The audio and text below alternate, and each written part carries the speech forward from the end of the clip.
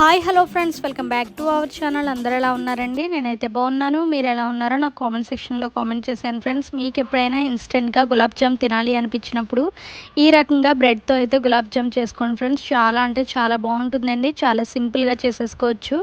పిల్లలు కూడా చాలా ఇష్టపడి అయితే తింటారు. ఎలా చేయాలి ఏంటి అనేది అయితే చూసేద్దాం ఫ్రెండ్స్. ముందుగా ఇక్కడ నేను 6 బ్రెడ్ పీసెస్ అయితే తీసుకున్నాను. మీ క్వాంటిటీని బట్టి అయితే తీసుకోండి. ఆ తర్వాత కాచి చల్లార్చిన పాలు, అలాగే ఒక కప్పు షుగర్ అయితే తీసుకోవాలి.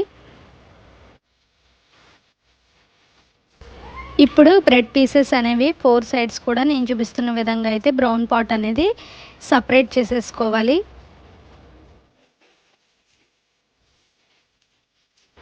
ఈ విధంగా అన్నీ కూడా కట్ చేసేసుకొని అయితే పక్కన పెట్టేసుకోవాలి. ఇప్పుడు ఒక మిక్సీ జార్ తీసుకొని అందులోకి మనం కట్ చేసి పెట్టుకున్న బ్రెడ్ పీసెస్ని అయితే అందులో వేసేసుకొని ఫైన్ పౌడర్ కింద అయితే నేను చూపించిన విధంగా అయితే మిక్సీ చేసేసుకోవాలి.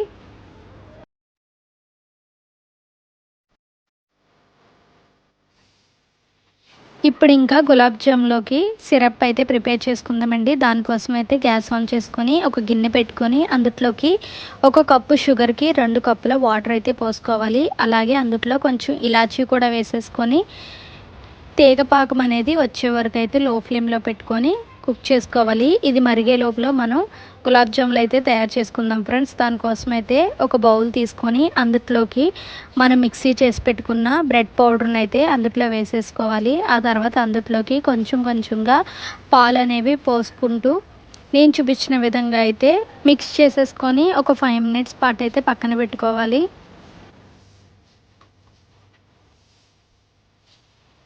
ఒక 5 మినిట్స్ ఆగాక పిండి అనేది చూస్తే చాలా మృదువుగా అయితే అయిపోతుంది ఫ్రెండ్స్. ఇప్పుడు దాన్ని మనకి నచ్చిన సైజుల్లో అయితే గులాబ్ జామ్ అనేది ప్రిపేర్ చేసుకోవాలి. ఈ విధంగా గులాబ్ జాములు అనేవి చేసేసుకొని అయితే పక్కన పెట్టేసుకుందాం ఫ్రెండ్స్. ఇప్పుడు డీప్ ఫ్రైకి సరిపడా ఆయిల్ అయితే పెట్టుకుందాము. దానికోసం అయితే గ్యాస్ ఆన్ చేసి ఒక కడాయి పెట్టుకొని అందులోకి డీప్ ఫ్రైకి సరిపడా ఆయిల్ అయితే వేసుకోవాలి.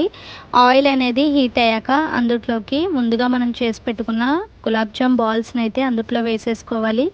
లో ఫ్లేమ్లో పెట్టుకొని ఫ్రై చేసుకోవాలి ఫ్రెండ్స్. అలా ఫ్రై చేసుకుంటేనే లోపల వరకు వెళ్ళి చక్కగా కుక్ అవుతుందండి. లైట్ గోల్డెన్ కలర్ వచ్చే వరకు అయితే లో ఫ్లేమ్లో పెట్టుకొని ఫ్రై చేసుకోవాలి.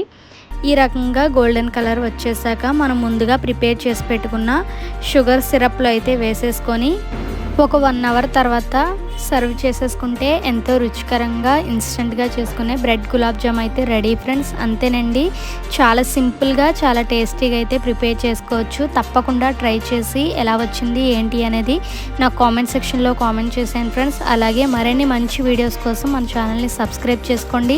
పక్కనే ఉన్న బెల్ ఐకాన్ని క్లిక్ చేయడం మాత్రం అస్సలు మర్చిపోకండి friends. Thanks for watching. Keep supporting our channel. Bye friends.